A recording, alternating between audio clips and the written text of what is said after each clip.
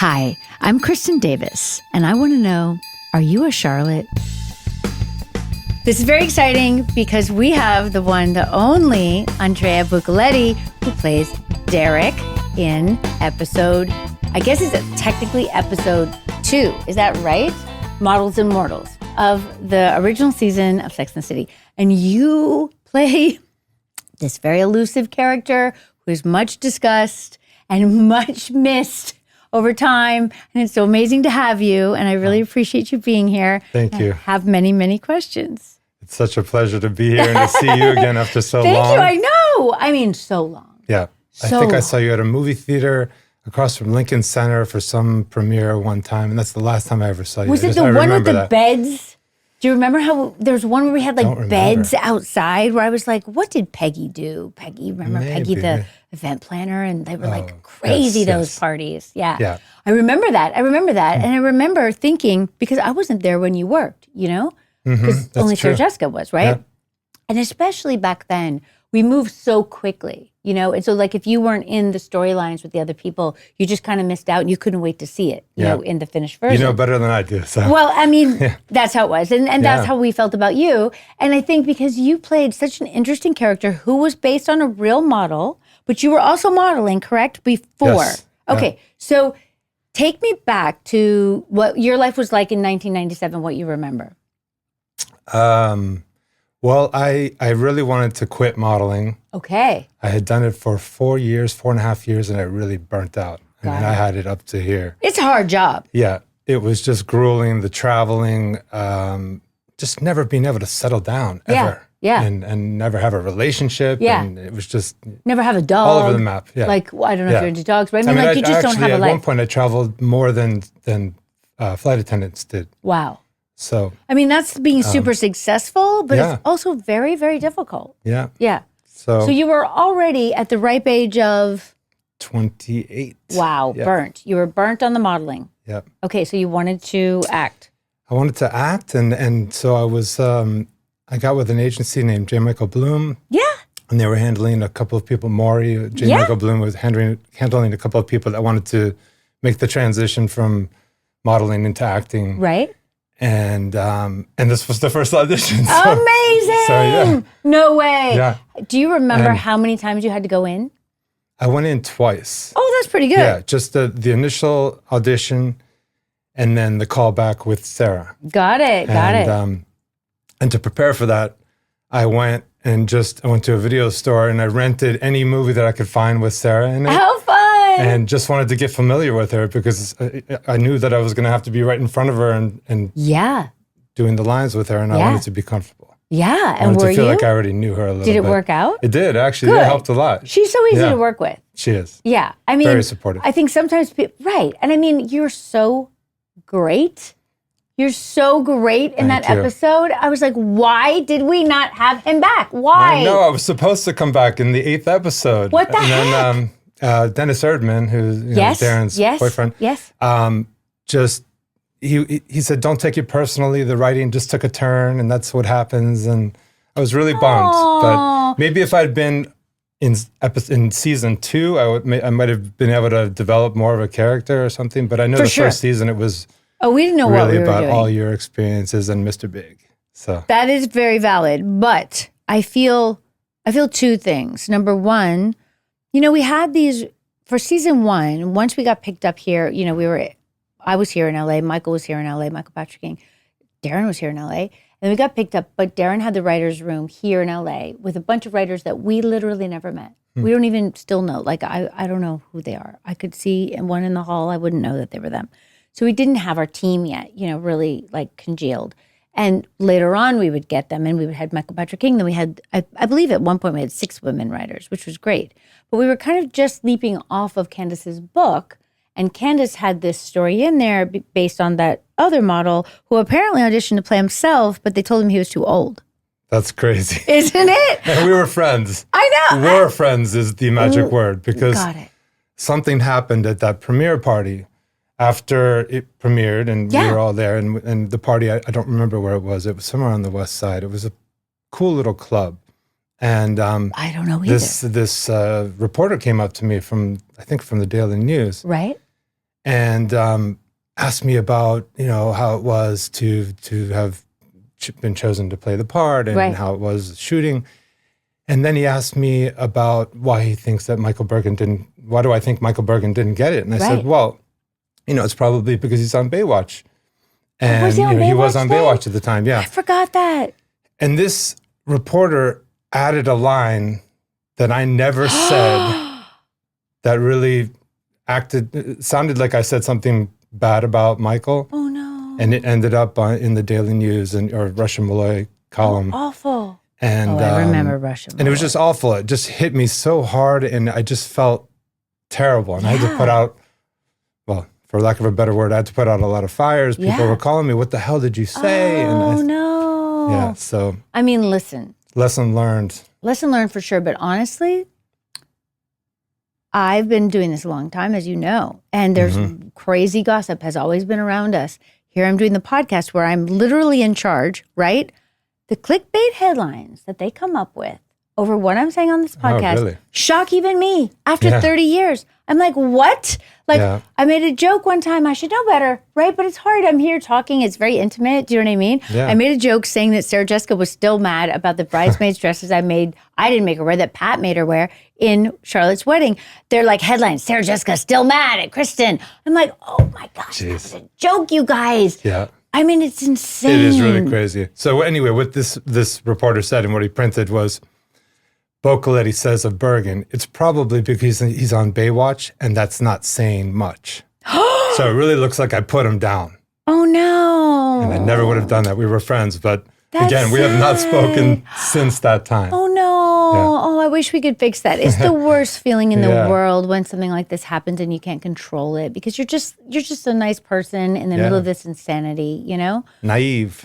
Yeah. Well, naive, but also I'm not naive anymore, but I still say stuff. Yeah, it still happens, right? Yeah, that I think is fine because I know what I mean, right? Yeah. But in print, it can look a different way if they want to make it look a different way, right? That's the thing. So tell me what you remember about filming the whole sequence. Because obviously, my favorite part is when you get back to Carrie's and you're like, can we just lay here? Can we just cuddle? I don't know what you say. It's the cutest thing in the world. I think you're incredible. Not my lines, but I mean, it was a fun experience. That day, I don't remember too much about that day, except for us having to wait a long time because some of the girls, I don't know, there was a scene, maybe if you said you weren't there, then it wasn't the scene with all of you, but it was the scene with one of the others, with either Kim Cattrall or Cynthia Nixon, where we had to wait a while because they were take after take after take of the same scene. This is the way. Yeah, this is the way. And quite ironically, in our scene, we never did anything more than 4 times, I don't think. Wow. So any more than 4 takes. Oh, you should pat yourself on the really back. Great. So, that's amazing. But so I don't remember much about that day. I remember about being on the bed with her, just being in the apartment, moving around from the kitchen over to the bookshelf and then into the bed. But I remember that when it came time for the panning up from the floor, like the morning after. Right. And I'm lying beside her, and Alison McLean was the director. Right. And I just remember to have this idea to really hide myself so that you don't even know that I'm in the bed. Which is super clever. I love it. Yeah, when the camera's panning up. Right. And then you finally see me and the phone rings and it's Willie. It's Stanford. Yes, Stanford. God rest his soul. I know. I was going to get to him next, right? I want to talk about him. Yeah. But anyway, just remember that, and it's just a really super nice day. And I was a little bit nervous, and I asked Sarah, like, how am I doing? And she's like, "You're great. You're doing great." And she's again very supportive. I'm so glad. Yeah. Tell me about Willie. What do you remember about Willie? Because the scene where you're in the fashion show when they come to see you is so good. I don't remember much about Willie, actually. I think we shot that scene in a club called Cameo. Okay, I was wondering where that was. Cameo, it was interesting. Off of, what was that, 3rd Avenue or something? I don't know. I didn't get to go there. Yeah. And the whole beginning, in terms of like locations, I was just like, I don't know where we are. Yeah. You know what I mean? Are you from out here? I am from South Carolina, and I had moved here right before, maybe like 3 years before the show. maybe more, but I did Melrose here. So I was already working here with Darren, and then I got the show. But I had lived there first and then here, but I don't seem like it. Like when I see the pilot, I'm like, that girl doesn't know nothing about New York. That's what I think to myself. You know what I mean? You did a great job. Thank you so much. It evolved, though, as you said. It evolved for sure. But I mean, I remember, like, when I look back now, because I had not seen these episodes in almost 30 years. I saw them in when they first were made. They would send us VHS tapes, and we would excitedly watch them.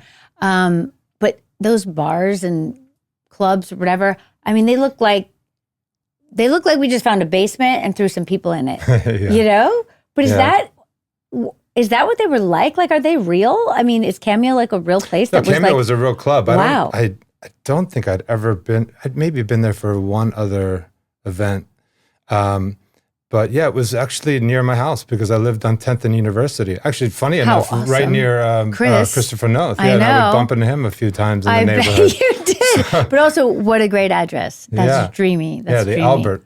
On 10th and University, How great. Okay, so you go on the show. It goes well. You think you're going to be in episode 8. They had told you this? I was put on a veil. Okay. And it canceled, I think, 3 weeks before. Well, I don't even remember what episode 8 is. Me neither. Actually. Interesting. I should have watched it again Darn last night. it. No, that's okay. Yeah. But and then you never heard anything else? Yeah. Because then you I were never came back. discussed. You were discussed. Yeah. Like I wanted to come back in one of the movies. I thought maybe they'd call me back. Maybe Derek comes back and he's not so much of a nice guy. And my gosh, anything. That would have been it could have been great. so many things. So many things. And then, I mean, I feel like we talked about you forever, and everybody was always like, where's Derek? That's so nice. Where's Derek? You know what I mean? Where is he? What happened to him? Why can't we see him? Yeah, I remember being at the second year rap party for your second season.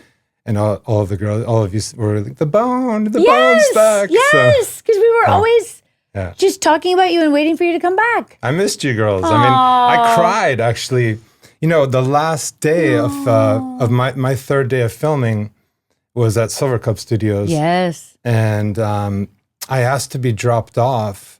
I mean, I was being dropped off at like 5:30 in the morning. That's how we roll, from the night of shooting. Yes. And I asked to be dropped off 2.5 blocks or 3 blocks from my house. And I just remember fully crying.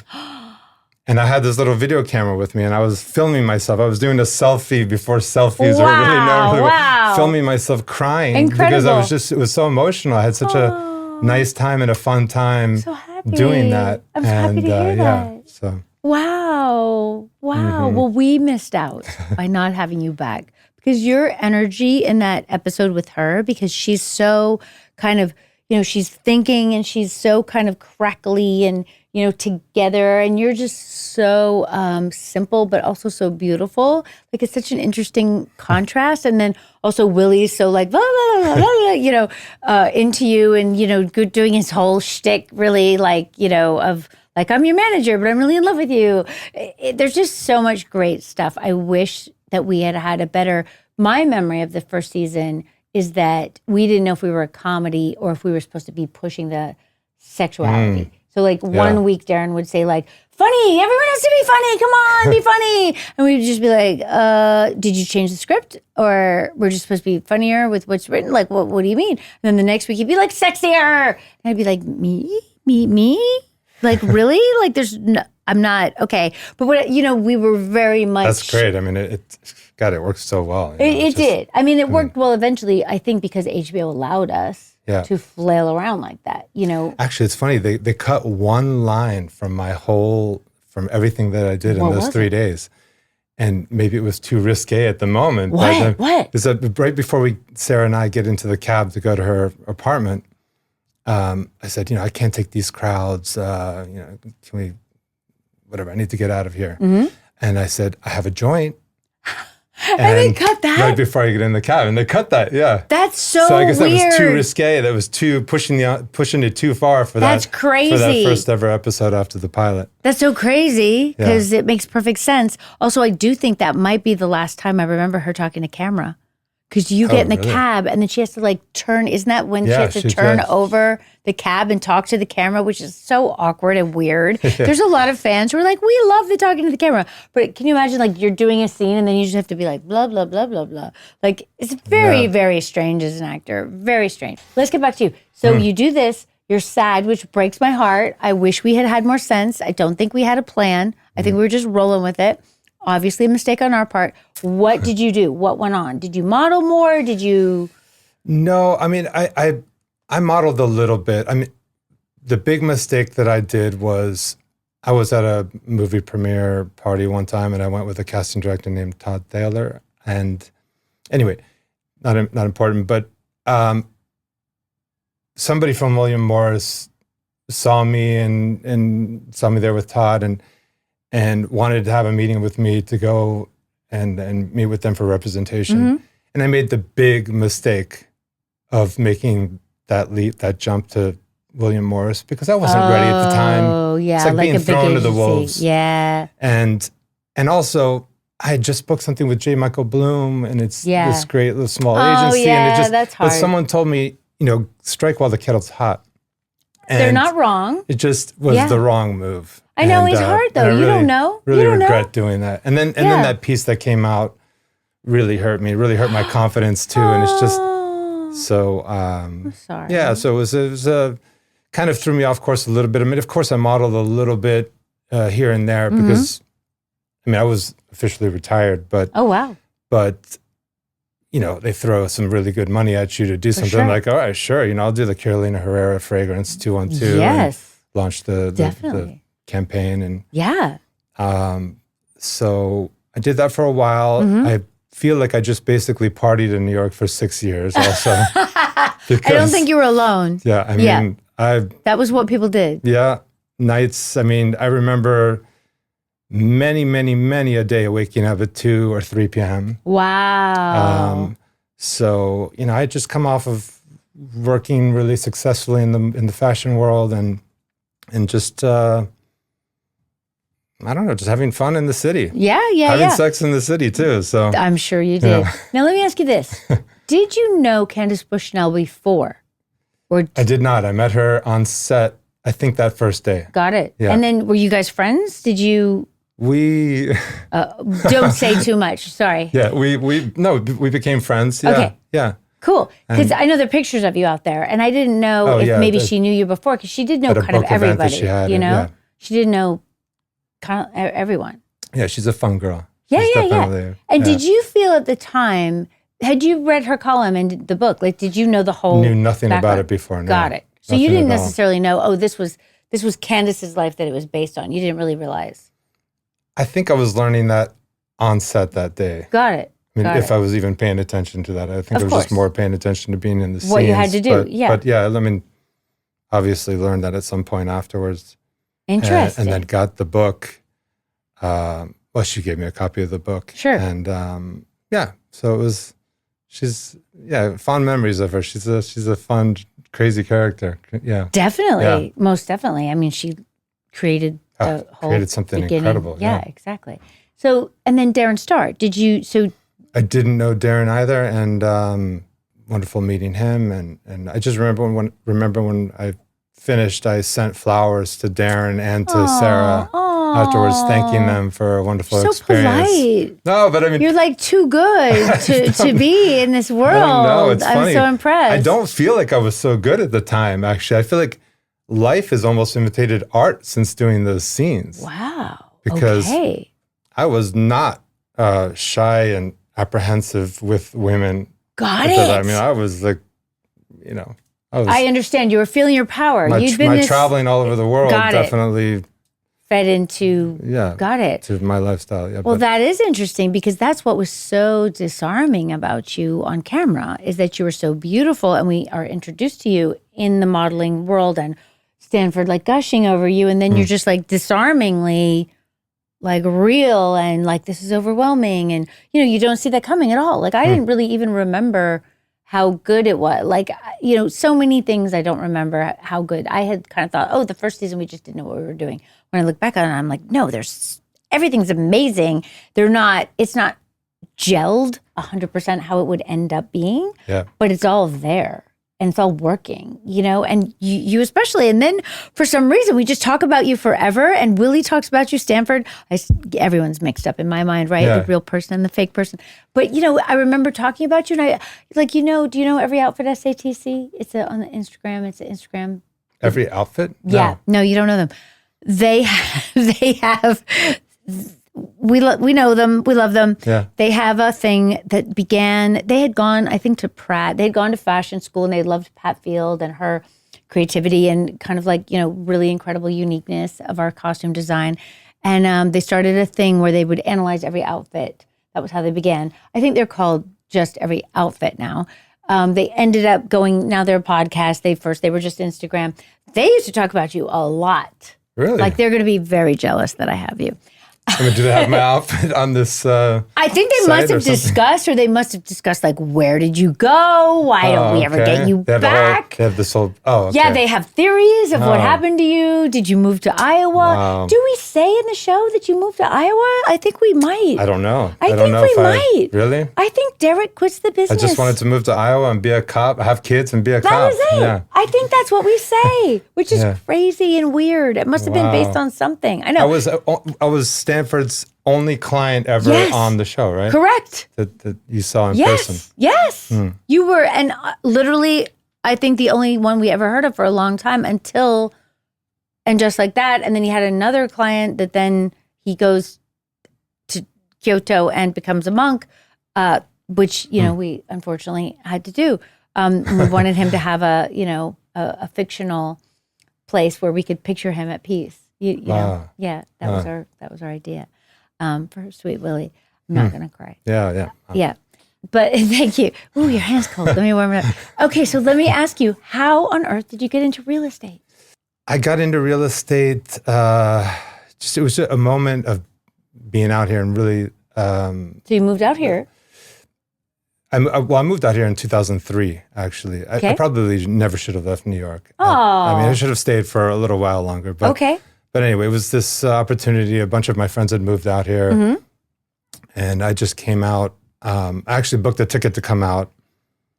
I didn't pay for it. I let it expire, and then magically got booked on a job that weekend to shoot another little editorial with Matthew Ralston, this photographer. I know Matthew Ralston. Yeah. He filmed one of our crazy promos in the white hat where we have to lip sync. Oh, great. Yeah, he's great. Yeah, so came out that weekend and he took me for a hike up Runyon Canyon, and I was just looking out on the city and I said, wow, this is really nice. And I love nature so much.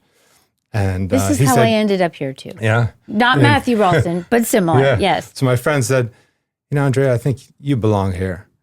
I said, oh, okay. And basically, I went back to New York, was going to Italy for my summer vacation, but 2 months after being back from that vacation, I closed up shop and I moved out here. Wow. And I'd already been living in Boerum Hill for 1 year. I sold my apartment on 10th Street. Right.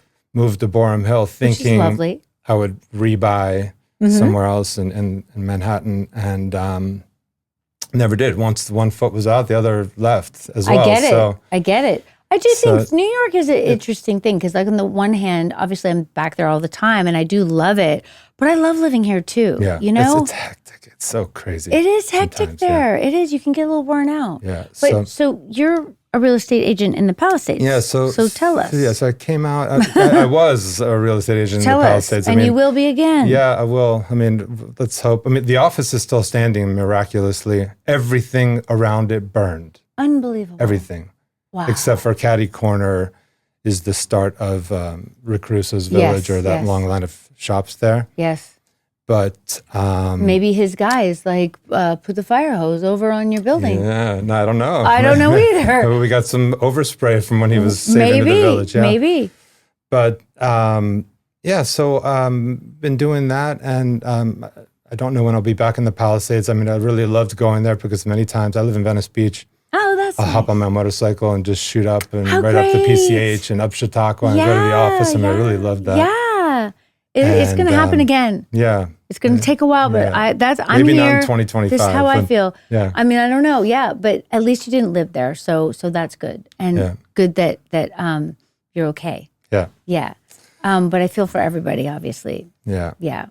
So I've been doing this for 4.5 years after, so I was getting to how I got into it. Yeah. I had just been volunteering so much time for so many different causes, environmental causes, political activism, working on presidential campaigns, and even on the Obama re-election campaign. I trained people to come into that campaign and how to speak to people and how to phone call and, amazing. All that stuff. Yeah, wow. So I was just sort of at a point where I'm so depleted. I mean, I haven't done anything for myself. I haven't made any money in so long. So decided, I was walking by some open houses and went into one and I saw the price and I'm like, oh my God, this is how much they cost now? Because, I had bought mine years before and decided, maybe I'll get my real estate license and sell houses. Cool. So, yeah. Aren't you still filming the reboot right now? We are. We don't call it a reboot. Yeah, yes, sorry. Yes, it's okay. I don't know what it's called. We call it a continuation, I think. I think that's our official word. Okay. Because it's not Sex and the City, it's And Just Like That. And we have new characters, which is nice. And we're just trying to be where those people would be in their lives. So obviously we're not dating necessarily, though Miranda has blown her life up and is dating. But it's very different. It's not about finding love in the way that Sex and the City was about. It's about aging and your relationships and you're figuring yourself out as you go still. Because it never really ends, does it? Okay. Yes.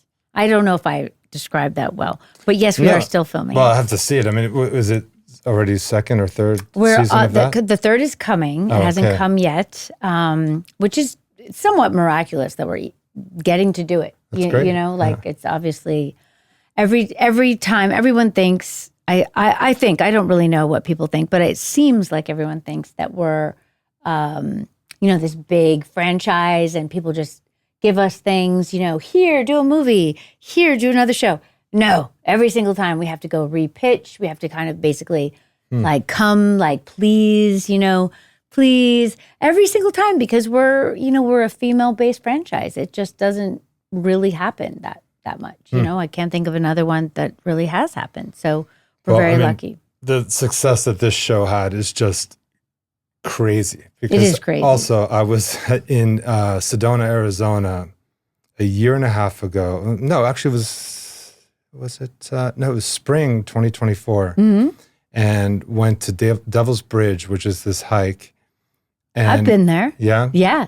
Yeah. Did you walk out on it? Yeah, it's scary. Right? It's scary. Yeah. And those winds, it's hectic. Yeah. So we were walking back and I was trying to find the parking. We were trying to find the parking lot with a friend of mine. And this other group was with us. And there was this younger girl and this other guy. And anyway, at some point, this guy comes up to me and said, hey, I just have to ask you a question for my niece who's 17.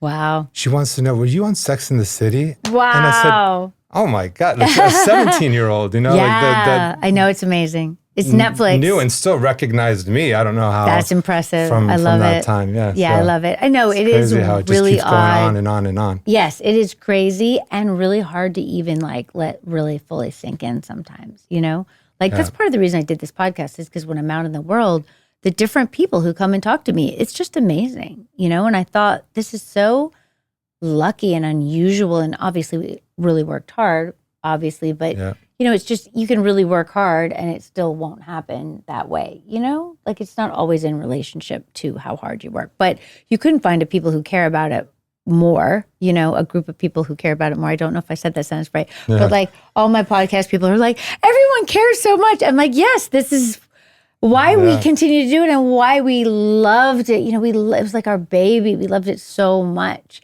And the fact that it lives on is really amazing. And that's why I'm doing this, to kind of bring everyone together and share our memories and also create community in terms of all the new people watching it versus all the original people who watched it. And I feel like it's a bridge. And there's so few of those in today's world, where you can kind of connect people of different generations from different places, of different ethnicities. Everybody has, opinions and feelings about it. And I love that. Yeah. So let me ask you a really weird question. I haven't asked a man this yet. Are you a Charlotte? Oh, am I a Charlotte? I was thinking about that because I looked up the background of your character on the show, actually. Oof. You don't have to say yes. I was never. Okay. I'm slowly becoming a Charlotte. Oh, I like that answer. I've been in transition. Okay, that's for cool. the past 10 or 12 years. I get it. That's how it is. You can be one and then you transition to another. Relationships started getting longer. Yeah. Wanting more to settle down with someone. Nice. But it's not always so easy. It's not easy. I'm single. I fully understand. Me too. Right. But I mean, this is the thing I think is important, though. You don't have to be a Charlotte. I wouldn't think badly if you said, no, I'm a Samantha. I'd be like, cool. Do you know what I mean? They all have their own thing. And I think part of it is just like owning who you are. Yep. Right? But sometimes it's owning the changes that are happening also. You are such a sweetheart to come on. Thank you. I love you. So nice to see you. I love you too. It's so nice. And we really, really were so stupid not to have you back. Sorry. C'est la vie. C'est la vie for sure. But I just want to be the one to say that now because I'm here. And, I just feel like when I watched